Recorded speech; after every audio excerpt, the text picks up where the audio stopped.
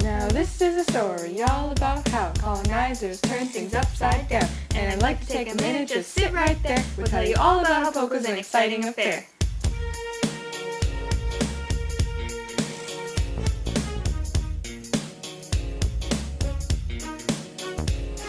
In the 15th century, empires began. They set out to sea in search of new land, conquering, killing, and changing the rules, switching things up, educating those fools. When the clashing cultures were doing no good, colonizers caused trouble in the neighborhood. They got in one big fight and they all got scared. For consequences of the fallout, no one was prepared. Colonizers were gone, but nothing was right. Political unrest, religion causing a fight. Cultures were changed and it caused them despair. Division of classes, hey now, that's not fair. They were stuck in a time of oppression and fear. Racism, identity, why am I even here? Looked at our theory and it all became clear. Our rap skills are crazy, just like King Lear.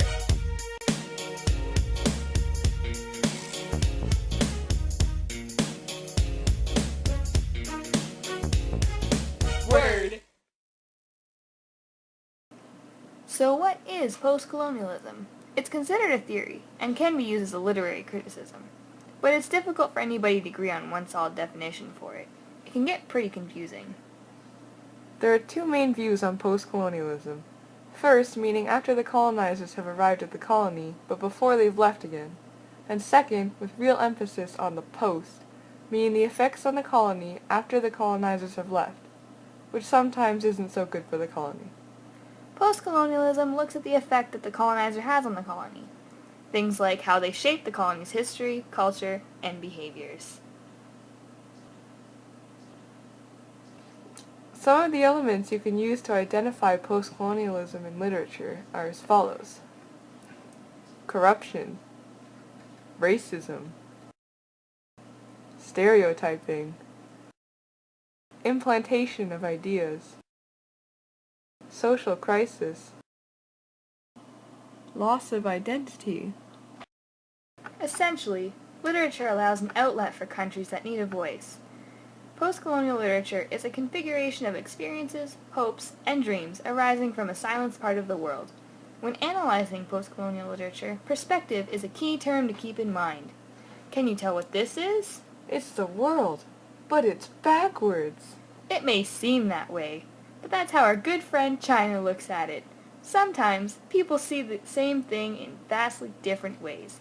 Western civilizations may have difficulties describing the theory because they have not experienced the phenomenon. But you know who doesn't have difficulties? Zadie Smith with her novel, White Teeth.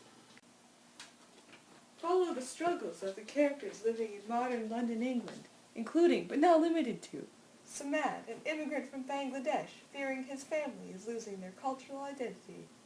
Or Clara, a Jamaican girl who loses her religion and consequently herself thanks to her time living in London.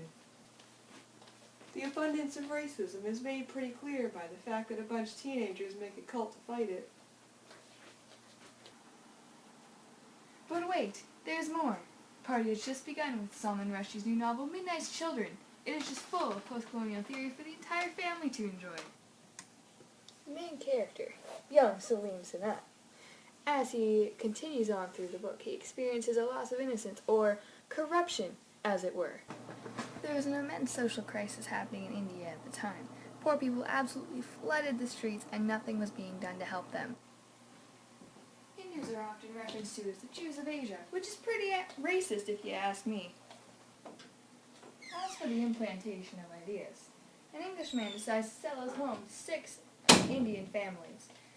His condition, though, is that everything, including the clothes in the closet, must stay in place. And before you knew it, they were all talking in fake English accents and having tea in their gardens at 6 o'clock every night.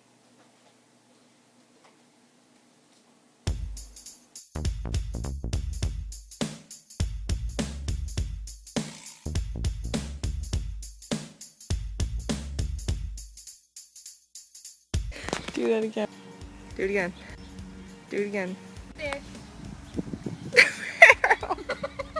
Okay. Serious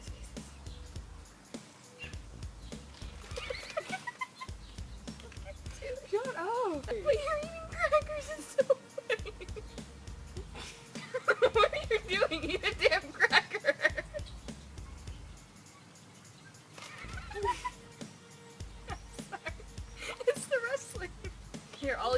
cracker. No, you can't. Courtney, god damn it!